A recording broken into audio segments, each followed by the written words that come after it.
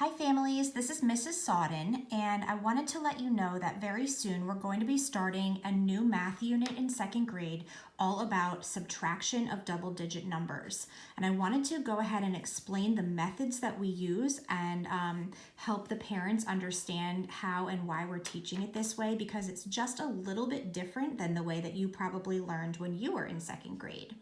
So ultimately, by the end of this unit, we want the students to be able to subtract two-digit numbers with or without having to what we used to call borrow. But we call it something slightly different now, and I'm going to show you why. So just as a reminder, by the end of the unit, we want students to be able to do this.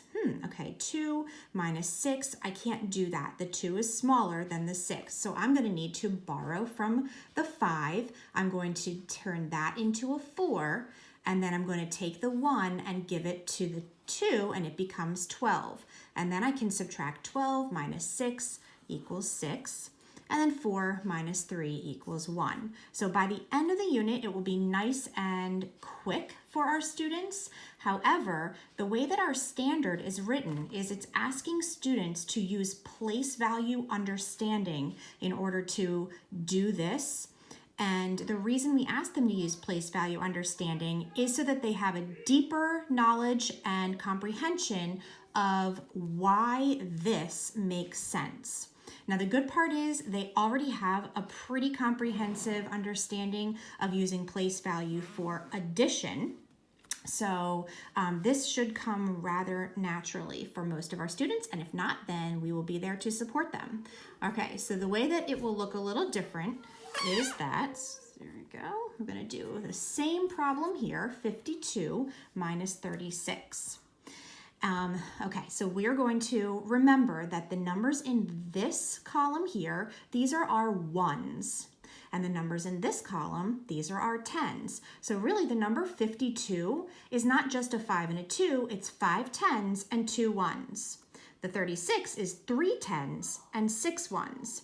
So when I look here in the ones place, I know that I cannot start with 2 ones and take away 6. Right? So I need to make that a bigger number. And I can do that because I can take my 5 tens, 1, 2, 3, 4, 5, and I can actually ungroup one of the 10 sticks. So that 1 10 stick, I'm just going to ungroup it and turn it into 10 ones. 1, 2, 3, 4, 5, 6, 7, 8, 9, 10. So we still have 50 here because we have 10, 20, 30, 40, 50. But now instead of there being 5 10 sticks, we actually only have 4 10 sticks. But since we ungroup that 10 and they are now 10 ones, which has the same value, they can be placed in the ones column. So now we have 10, 11, 12 ones.